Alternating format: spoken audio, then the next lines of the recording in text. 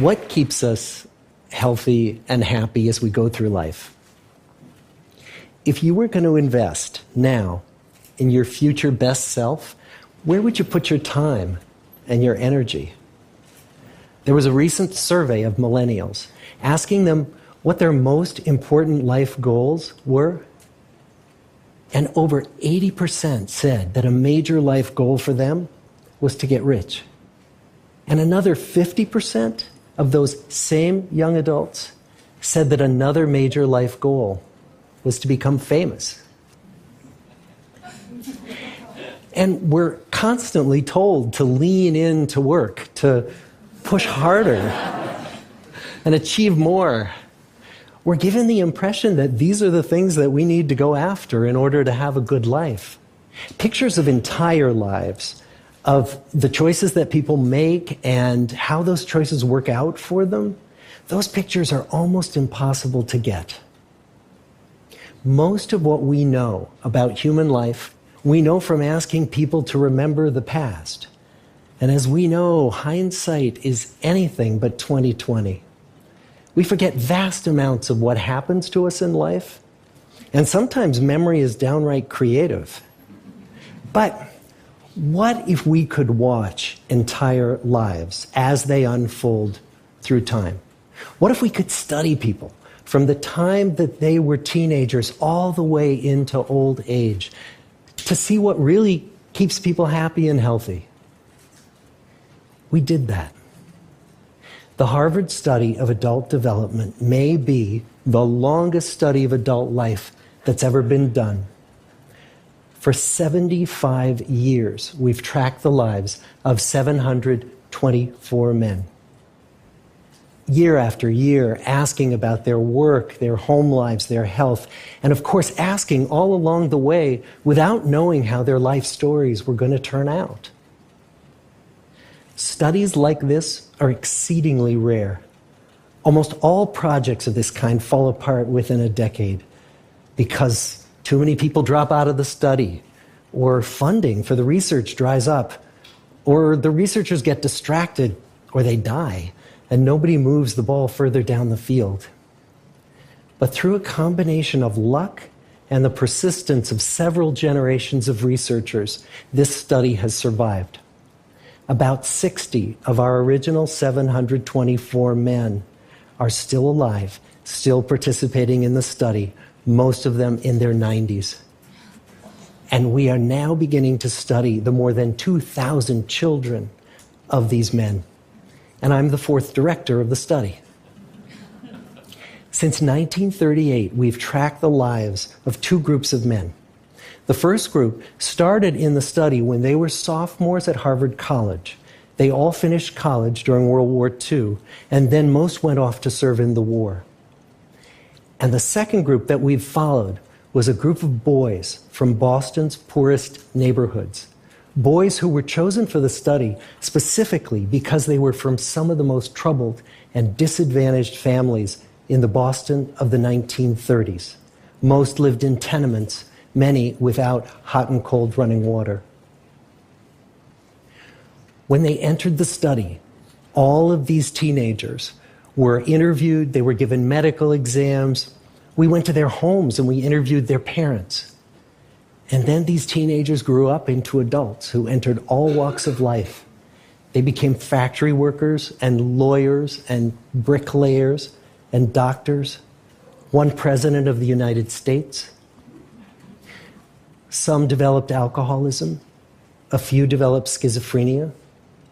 Some climbed the social ladder from the bottom all the way to the very top, and some made that journey in the opposite direction. The founders of this study would never in their wildest dreams have imagined that I would be standing here today, 75 years later, telling you that the study still continues.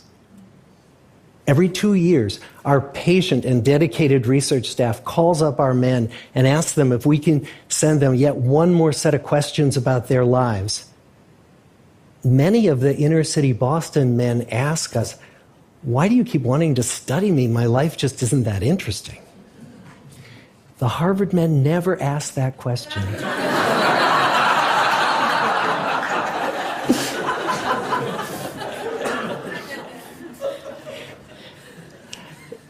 get the clearest picture of these lives, we don't just send them questionnaires.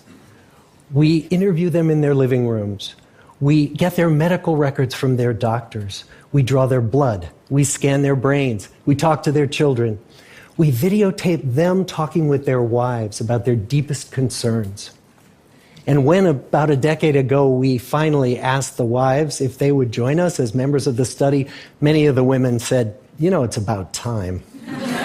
So what have we learned? What are the lessons that come from the tens of thousands of pages of information that we've generated on these lives? Well, the lessons aren't about wealth or fame or working harder and harder. The clearest message that we get from this 75-year study is this: good relationships keep us happier and healthier, period. We've learned 3 big lessons about relationships. The first is that social connections are really good for us and that loneliness kills. It turns out that people who are more socially connected to family, to friends, to community are happier, they're physically healthier, and they live longer than people who are less well connected. And the experience of loneliness turns out to be toxic. People who are more isolated than they want to be from others find that they are less happy, their health declines earlier in midlife, their brain functioning declines sooner, and they live shorter lives than people who are not lonely. And the sad fact is that at any given time, more than 1 in 5 Americans will report that they're lonely. And we know that you can be lonely in a crowd and you can be lonely in a marriage. So the second big lesson that we learned is that it's not just the number of friends you have, and it's not whether or not you're in a committed relationship, but it's the quality of your close relationships that matters. It turns out that living in the midst of conflict is really bad for our health. High conflict marriages, for example, without much affection, turn out to be very bad for our health, perhaps worse than getting divorced. And living in the midst of good, warm relationships is protective. Once we had followed our men all the way into their 80s, we wanted to look back at them at midlife and to see if we could predict who was going to grow into a happy, healthy octogenarian and who wasn't. And when we gathered together everything we knew about them at age 50, it wasn't their middle-aged cholesterol levels that predicted how they were going to grow old. It was how satisfied they were in their relationships. The people who were the most satisfied in their relationships at age 50 were the healthiest at age 80. And good, close relationships seem to buffer us from some of the slings and arrows of getting old. Our most happily partnered men and women reported in their 80s that on the days when they had more physical pain, their moods stayed just as happy. But the people who were in unhappy relationships, on the days when they reported more physical pain, it was magnified by more emotional pain. And the third big lesson that we learn about relationships and our health is that good relationships don't just protect our bodies, they protect our brains. It turns out that being in a securely attached relationship to another person in your 80s is protective. That the people who are in relationships where they really feel they can count on the other person in times of need, those people's memories stay sharper longer. And the people in relationships where they feel they really can't count on the other one, those are the people who experience earlier memory decline. And those good relationships, they don't have to be smooth all the time. Some of our octogenarian couples could bicker with each other day in and day out. But as long as they felt that they could really count on the other when the going got tough, those arguments didn't take a toll on their memories. So, this message that good, close relationships are good for our health and well-being, this is wisdom that's as old as the hills. Why is this so hard to get and so easy to ignore? Well, we're human. What we'd really like is a quick fix, something we can get that'll make our lives good and keep them that way. Relationships are messy and they're complicated, and the hard work of tending to family and friends, that's not sexy or glamorous. It's also lifelong. It never ends. The people in our 75-year study who were the happiest in retirement were the people who had actively worked to replace workmates with new playmates. Just like the millennials in that recent survey, many of our men, when they were starting out as young adults, really believed that fame and wealth and high achievement were what they needed to go after to have a good life. But over and over these 75 years, our study has shown that the people who fared the best were the people who leaned into relationships with family, with friends, with community. So what about you? Let's say you're 25, or you're 40, or you're 60. What might leaning into relationships even look like? Well, the possibilities are practically endless.